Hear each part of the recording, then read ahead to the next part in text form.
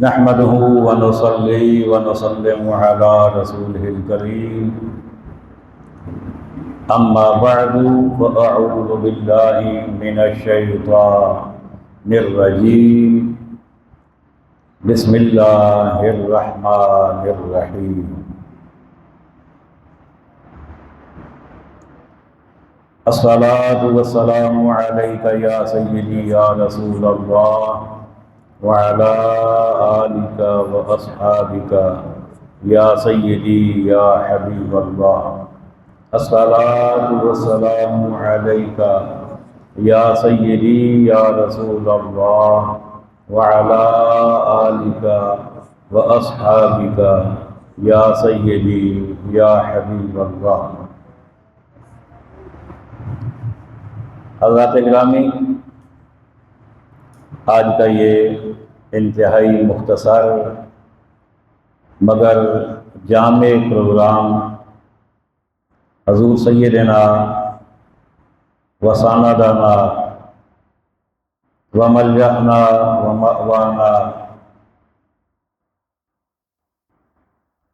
غوث اعظم رضی اللہ تعالی عنہ کی نسبت سے اور قرآن و حدیث کے عنوان کے تحت انعقاد پذیر ہے۔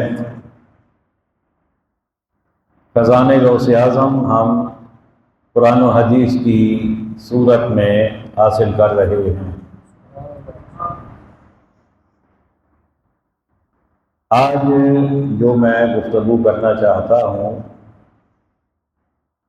وہ یہ ہے کہ اسلام اپنے ماننے والوں کو ہمیشہ چست دیکھنا چاہتا ہے، وہ کچھ نہ کچھ کرنے کی ترغیب دیتا ہے، وہ سستی چھوڑنے کی ترغیب دیتا ہے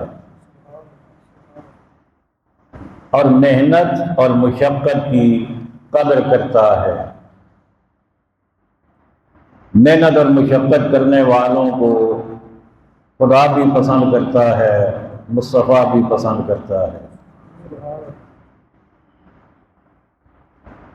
لیکن ہم دیکھتے ہیں کہ موجودہ دور میں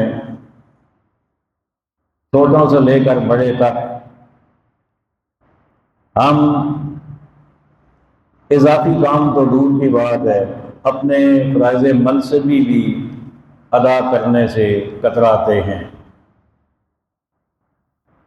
بلکہ اپنے حصے کا کام جو اپنے لیے ہم نے کرنا ہے وہ بھی ہم چاہتے ہیں کہ کوئی کر دے۔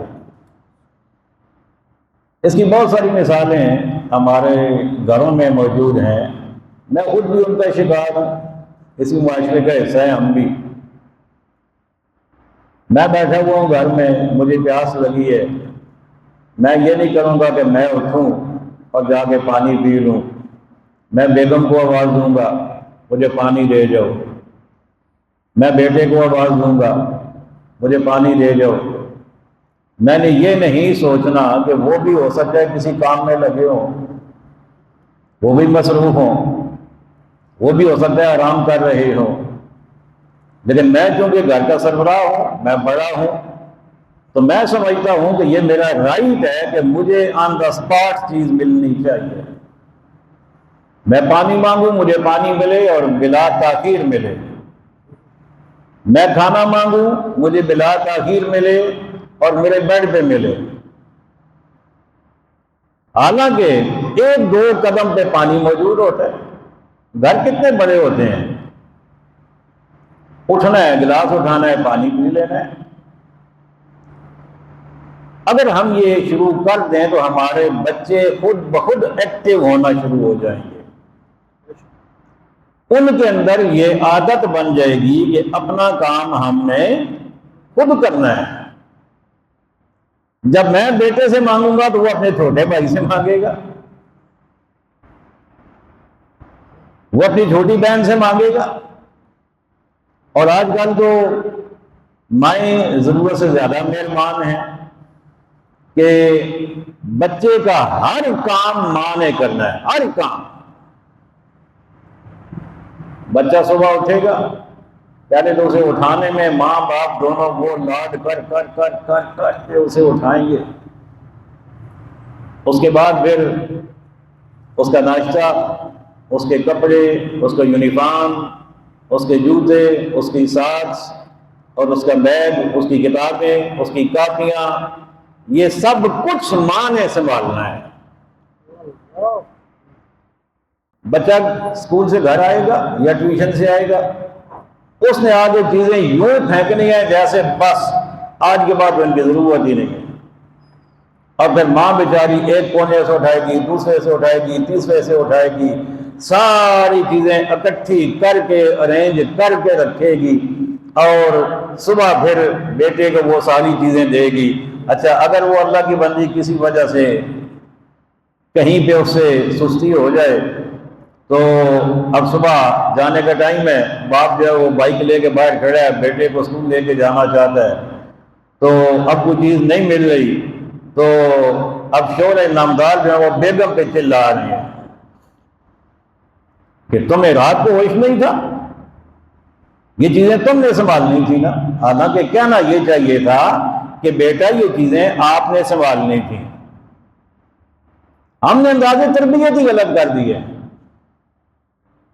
ہم خود اپنے بچوں کو سست بنا رہے ہیں، ہم ان کے اندر کام کرنے کا جذبہ خود چھین رہے ہیں۔ جب ہر چیز پلیٹ میں رکھ کے کسی کو مل جائے گی اور چمچ بھی اٹھا کے خود دی جائے گی کہ یہ پلیٹ ہے، اس میں یہ آپ کے لیے کوئی کھانے کی چیز ہے اور یہ چمچ بھی ساتھ میں رکھ رہا ہوں یا رکھ رہی ہوں، تو وہ بچے بڑے ہو کے کیا کریں گے؟ عملی تربیت اس چیز کا نام ہے کہ بچہ جو وہ عمر کے حساب سے اپ گریڈ ہو رہا ہے، وہ بڑھ رہا ہے، جو کام وہ کر سکتا ہے، جو اس کے ذمہ ہے، وہ اس سے کروایا جائے، اسے عادی بنایا جائے، اور اس کے ذہن میں یہ بات ڈالی جائے کہ اپنا کام بھی کرنا ہے اور ہو سکے تو دوسروں کی مدد بھی کرنی ہے۔ اسلام یہ چاہتا ہے۔ اب دیکھیے اس کی بہت ساری مثالیں ابھی ادھر بیٹھے بیٹھے بھی میرے ذہن میں آ گئیں، یہ میں سوچ کے نہیں آیا تھا۔ دیکھیں اللہ تعالیٰ ہمیں ایکٹیو رکھنا چاہتا ہے، چست رکھنا چاہتا ہے۔ اب نمازیں کتنی فرض ہیں؟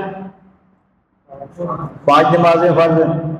یہ بھی تو ہو سکتا تھا نا اللہ تعالیٰ میں 5 نمازیں ایک وقت میں پڑھنے کا حکم دے دیتا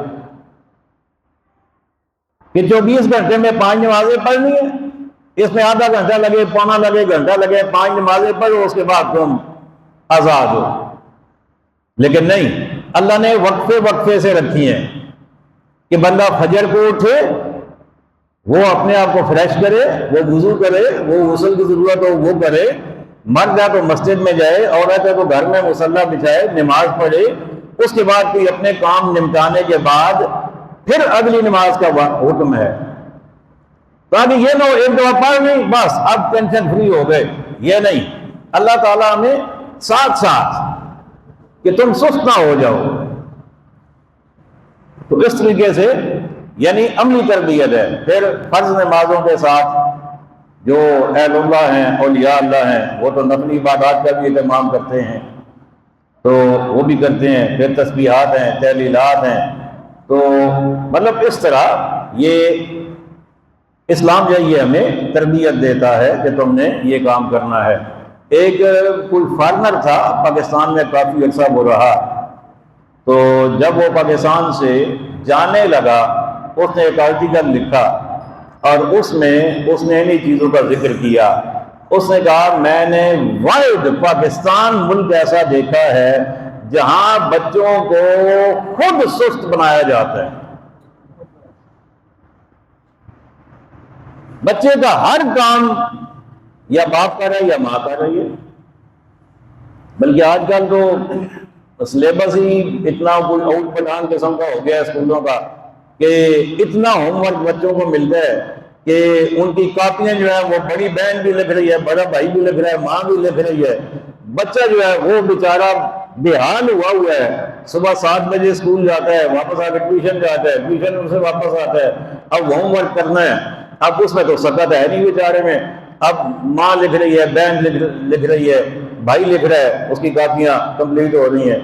تو مطلب یہ کہ ایک تو سسٹم غلط ہے اور دوسرا ہم نے اس کو مزید غلط کر دیا۔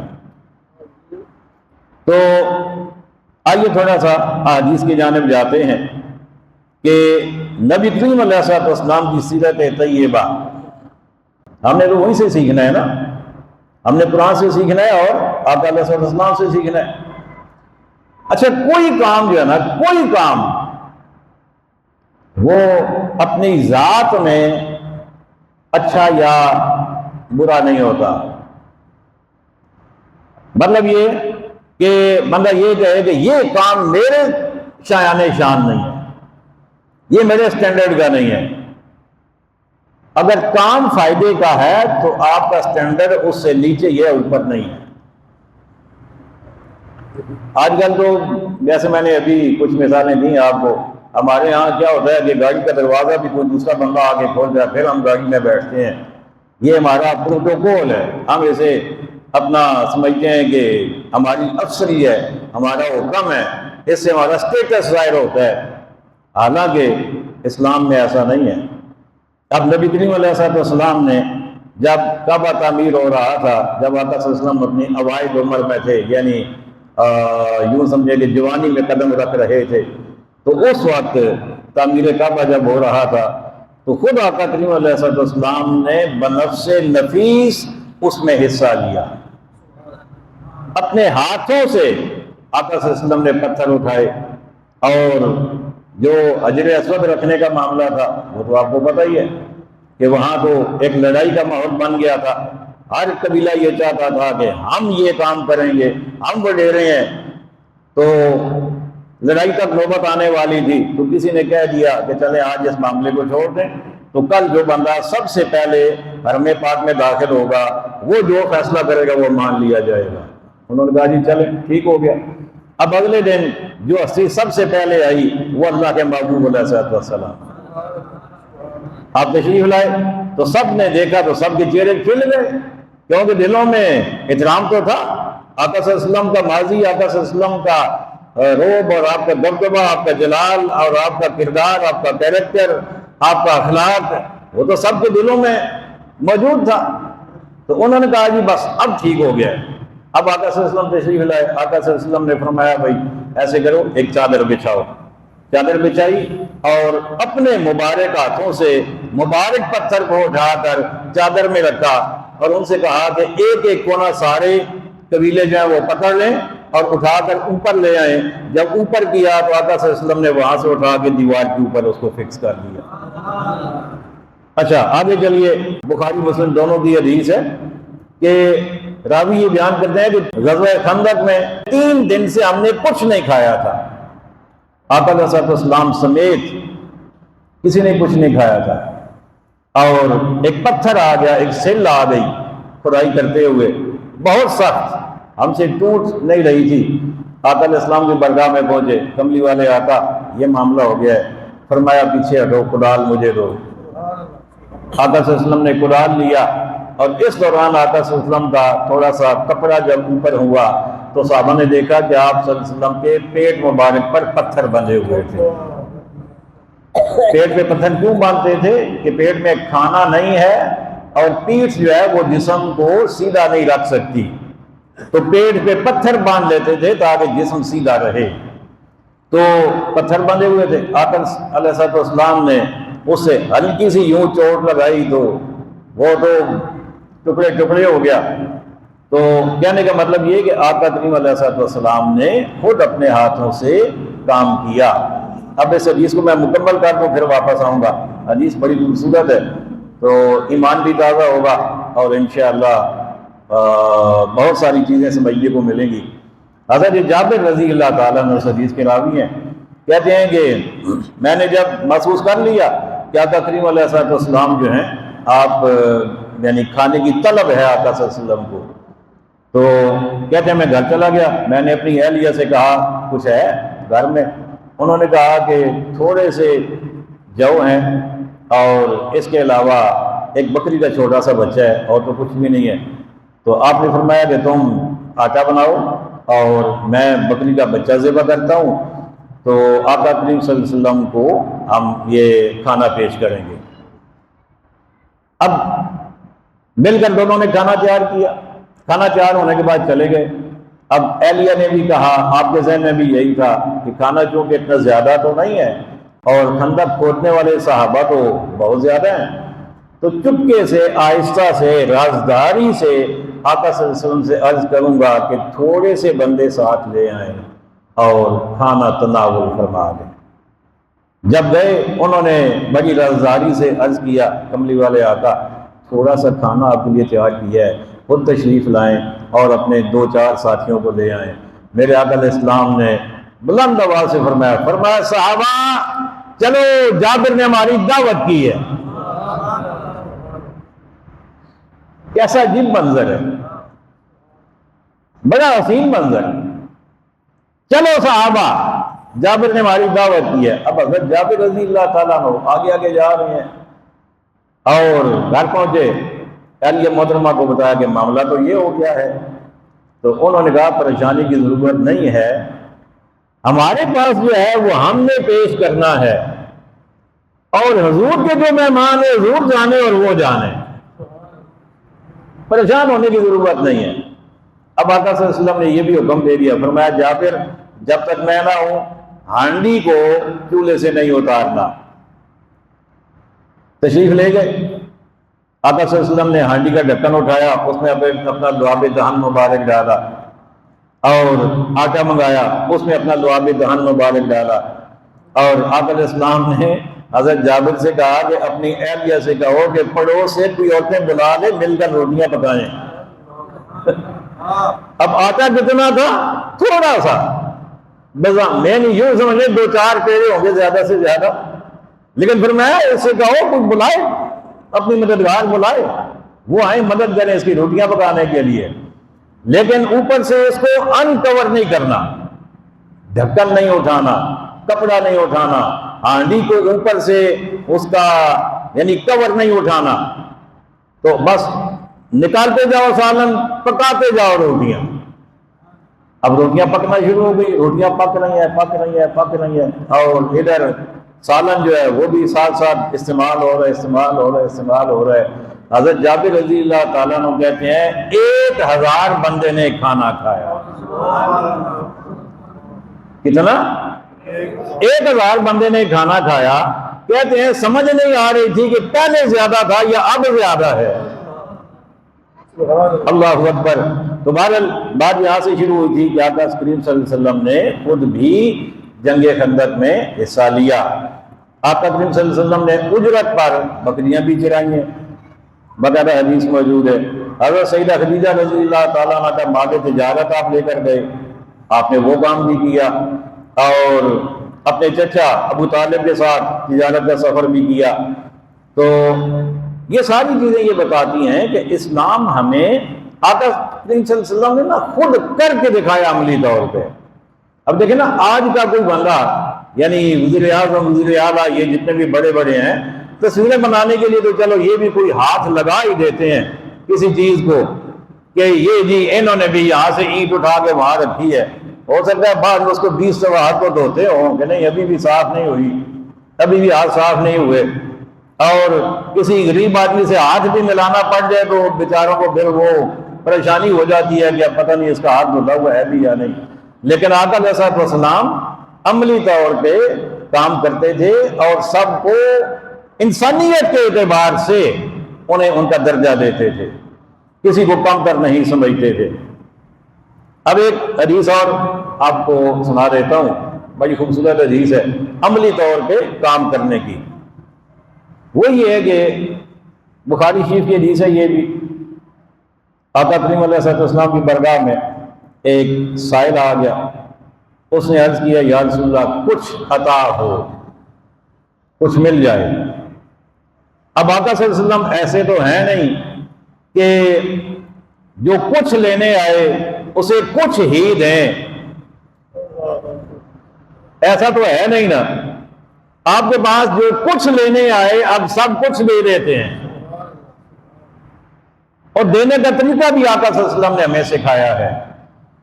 ہمارے یہاں بھی بہت سارے امیر لوگ موجود ہیں جو سالانہ بنیادوں پر زکوٰۃ دیتے ہیں اور لاکھوں کے اعتبار سے دیتے ہیں، لیکن دینے کا طریقہ غلط ہے۔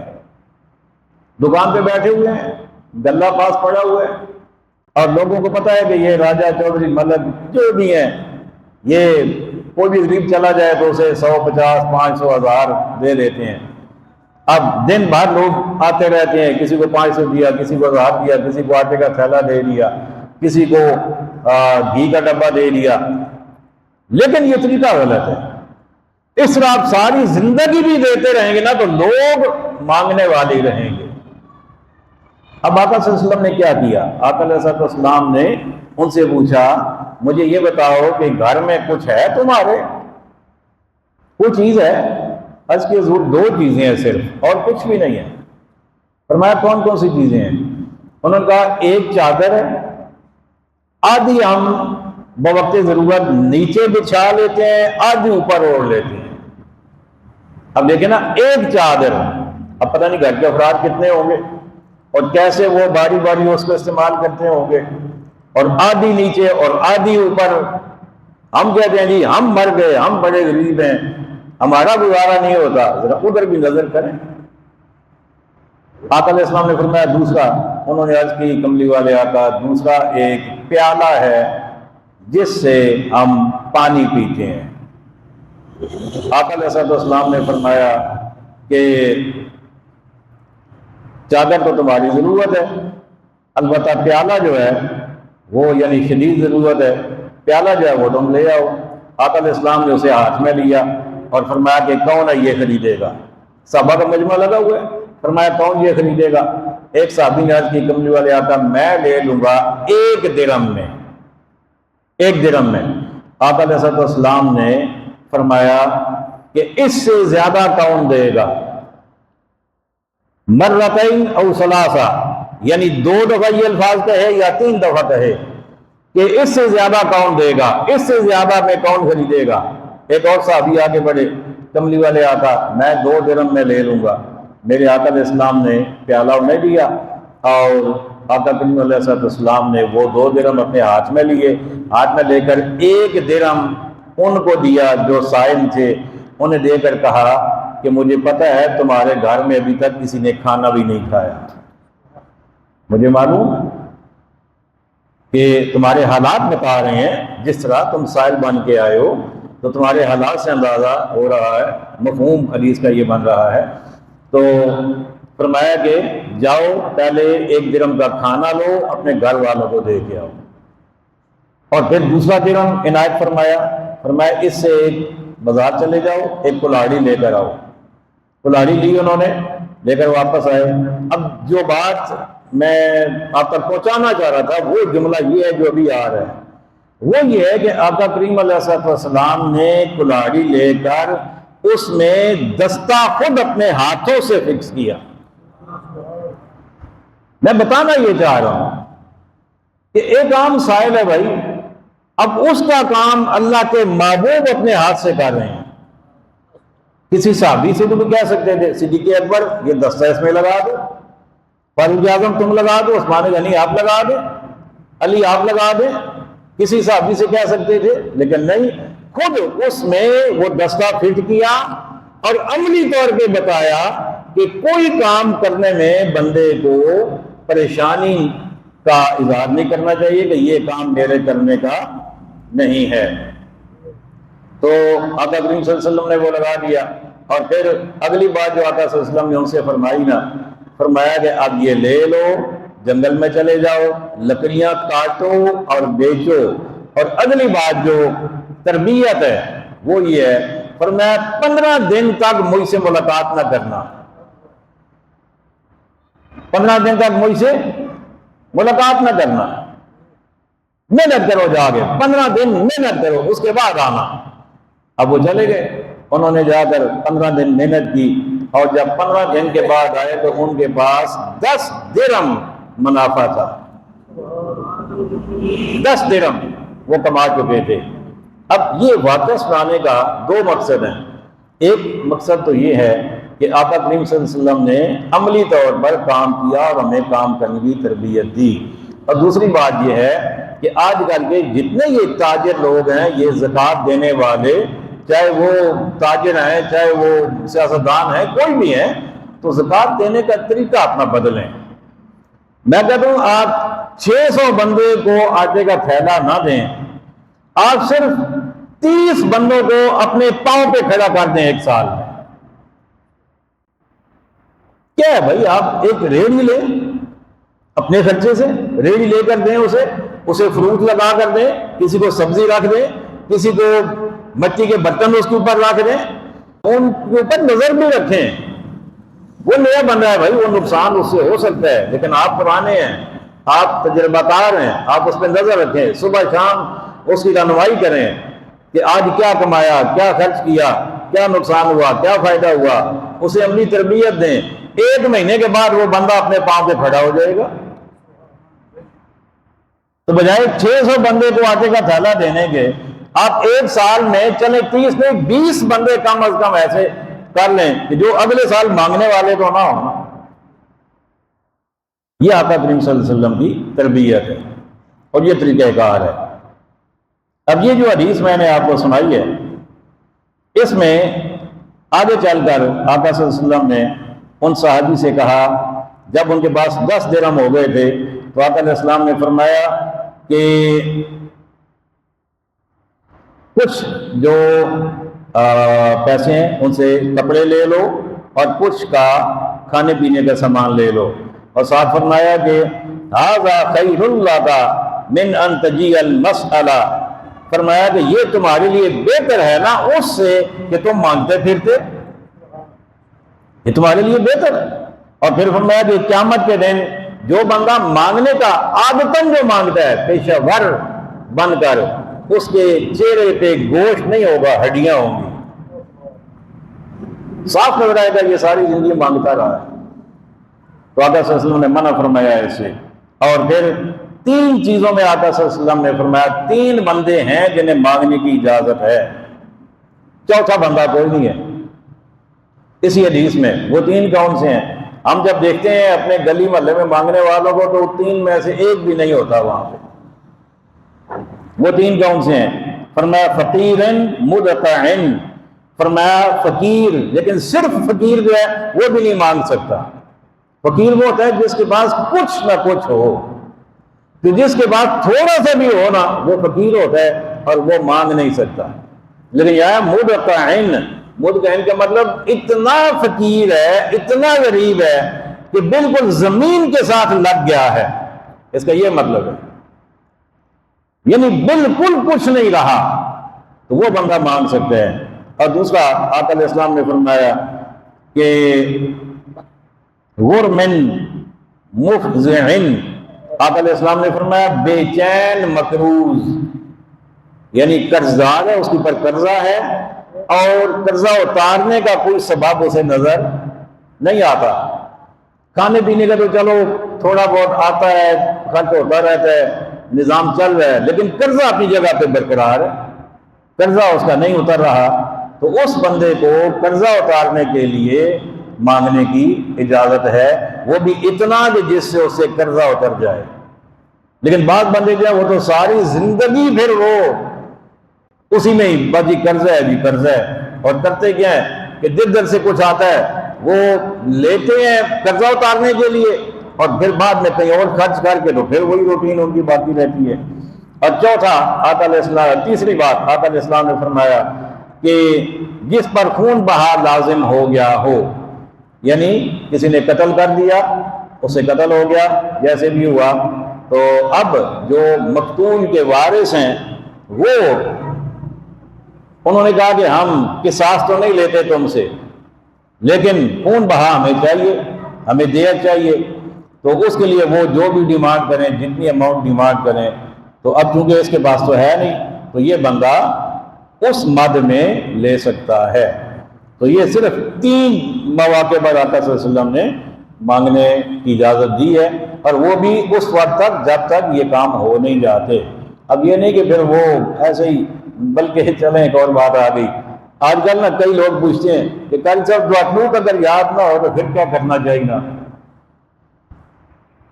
دعا قنوت یاد نہ ہو تو کیا کرنا چاہیے نا؟ اچھا انہیں جب ہم بتاتے ہیں کہ چلیں اس کے جگہ آپ یہ پڑھ لیں یہ پڑھ لیں، تو اب دل سمجھ جائے چلو پھر ٹھیک ہے نا، پھر نماز سے ہوئی کیا نہیں نا؟ تو اللہ کے بندوں کیا اسے یاد ہی نہیں کرنا؟ یہ متبادل جو ہے یہ تو اس وقت تک ہے جب تک آپ کو یاد نہیں ہوتی، لیکن اس کا یہ مطلب تو نہیں ہے کہ اب یاد ہی نہ کریں، یاد تو کرنی ہے۔ تو یہاں بھی معاملہ یہی ہے۔ بعد میں نے تھوڑی سی کوشش کی ہے اس حوالے سے، اللہ کریم ہمیں توفیق عطا فرمائے کہ ہم خود بھی ایکٹیو ہوں اور اپنی اولادوں کی تربیت بھی ہم اچھے طریقے سے کریں۔ جب ہم خود اپنے کام خود کرنا شروع کر دیں گے نا، ہمارے بچے انشاءاللہ ہماری لائن پہ ہوں گے اور وہ بھی اپنے کام خود اپنے ہاتھوں سے کریں گے۔ اور سوشل میڈیا اس نے تو تباہی مچا دی ہے۔ اس کے بارے میں ایک بڑا خوبصورت جملہ، بڑا قیمتی جملہ مجھے لگتا ہے، میں اکثر بیان کرتا ہوں، الیاس قادری صاحب کا۔ انہوں نے کہا ہے کہ کرنے والے کام کرنا شروع کر دو۔ کیا کہا؟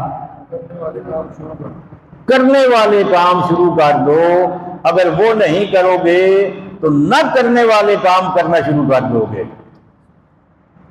میں کہتا ہوں کمال کا جملہ ہے۔ اب کرنے والا کام کیا ہے؟ قرآن پڑھنا۔ کرنے والا کام کیا ہے؟ نماز پڑھنا۔ کرنے والا کام کیا ہے؟ تسبیحات پڑھنا۔ کرنے والا کام کیا ہے؟ غریبوں کی مدد کرنا۔ کرنے والا کام کیا ہے؟ کسی بندے کی رہنمائی کرنا، تعلیم میں یا کسی بھی معاملے میں، یہ کرنے والے کام ہیں۔ اور جب کوئی بندہ نہ تسبیح پڑھ رہا ہے فارغ، نہ تسبیح ہے، نہ نماز ہے، نہ قرآن ہے، نہ کوئی اور کام ہے، تو پھر وہ کیا کرے گا؟ پھر اس نے اسے اٹھانا ہے اور نہ کرنے والا کام شروع۔ بڑا قیمتی جملہ ہے۔ اللہ کریم ہمیں عمل کی توفیق عطا فرمائے۔ وما علینا الا البلاغ المبین۔